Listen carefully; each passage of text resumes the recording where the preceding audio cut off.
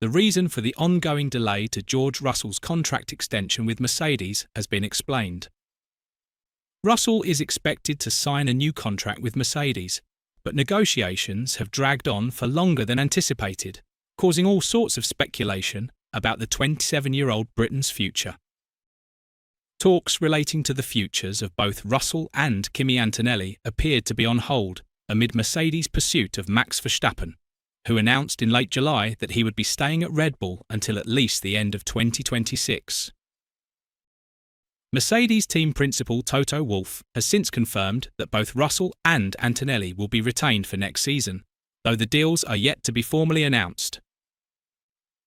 The length of Russell's new contract appears to the biggest sticking point, according to F1.com reporter Lawrence Barretto. He is 99.99% certain to be on the grid next year, and it will 99.99% be with Mercedes alongside Kimi Antonelli in an unchanged lineup. But negotiations have stretched out, Barretto wrote. How has it come to this? Well, it comes down to the fact that in some phases earlier this year, four-time world champion Max Verstappen could have been available as early as next year, and that put Mercedes on high alert. Up until then, Russell, who had made a great start to the year with 3 podiums in the first 4, was in great shape to secure a multi-year deal, extending a stay that began in 2022, and a relationship that started in 2017 when he joined the Silver Arrows Junior program. Verstappen's potentially availability put the brakes on that, but when the Red Bull driver confirmed that he was staying put for 2026, there was no doubt Russell would ultimately stay at Mercedes for next season, but the terms on which he would sign remained unclear. With Verstappen contracted to Red Bull until 2028, but still potentially available before that, it's perhaps understandable that Mercedes don't want to lock down both of their seats for the foreseeable future, which naturally will be a frustration for Russell. What is the hold-up? Barretto went on to explain that Russell, who claimed his second victory of the 2025 season at the Singapore Grand Prix, has been left in a tough spot as he looks to finalise his future with Mercedes. While Russell also has done nothing wrong and hasn't lost out to Verstappen for 2026, the fact is there's a real possibility that could happen in the future, and thus he is limited on the length of deal he can agree, despite his sensational form right now, Barretto continued. It's undoubtedly a tough spot to be in, but, as was proved by what happened with Sainz and Ferrari, these things happen. The positive for Russell is that he's driving at an incredibly high level and is one of the top 3 drivers in the world right now in terms of current performance. Once his Mercedes deal is done and announced, he can focus on continuing his superb form and giving the Silver Arrows every reason to keep him. And should they decide not to keep him despite that form, he will have no shortage of offers from elsewhere on the grid for 2027, when the driver market is expected to burst into life once again. Wolff told Sky Sports F1 in Singapore that a fresh deal for Russell is super near.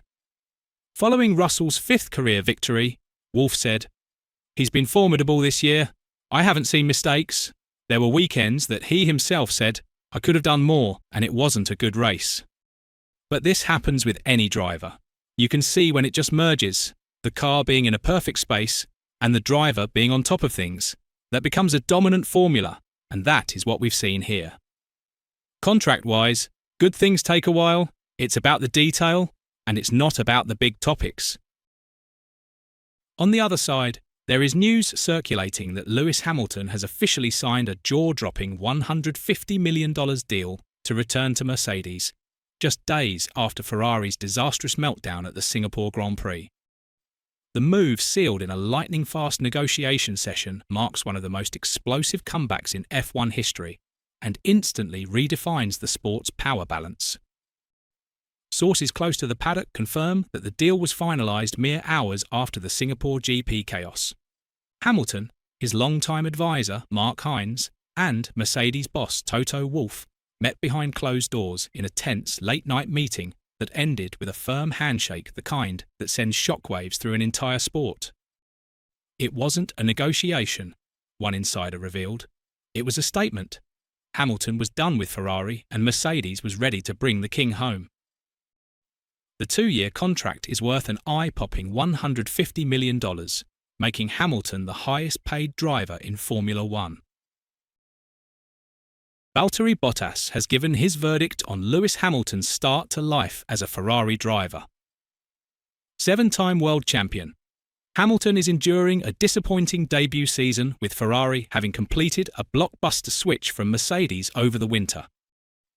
Aside from claiming a sprint pole position and victory in the China sprint race in just his second competitive outing for Ferrari, it has been a frustrating and challenging first season in red for Hamilton.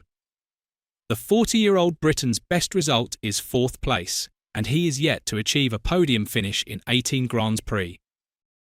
Hamilton has been largely outperformed by teammate Charles Leclerc and has already lost the head-to-head battle in 2025.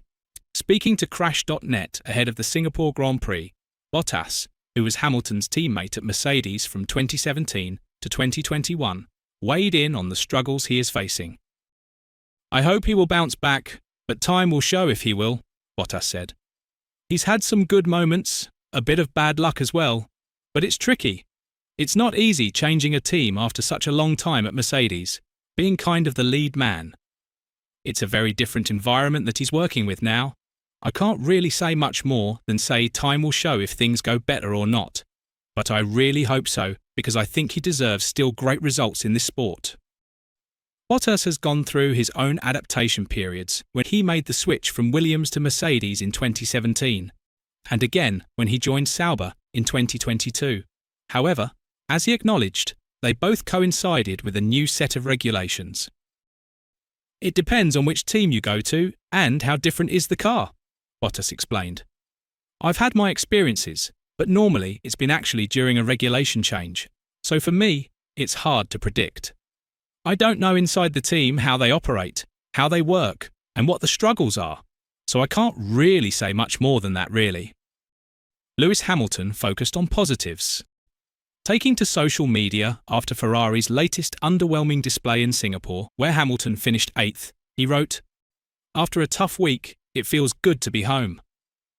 I had some time to reflect on my journey from Singapore, and the main emotion I'm feeling is gratitude. The support and love I have felt since losing Roscoe has been a powerful reminder that, even when things sometimes seem dark, there is so much good in the world. You just have to look for it. I'm looking at the positives on track too. The media headlines only tell one story, one where we don't get things quite right or things don't go our way. But what I have been focused on over the past few months is the other story, the one about how this team responds when things go wrong, how we get back up and we go again. Yesterday, Sunday, was the perfect example.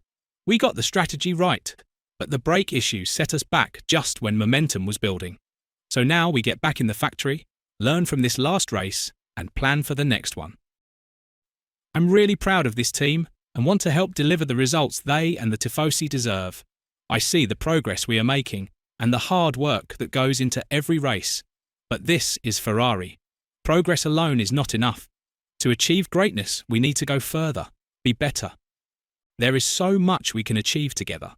And if we can build on our successes and change the things we need to, I fully believe we will get there."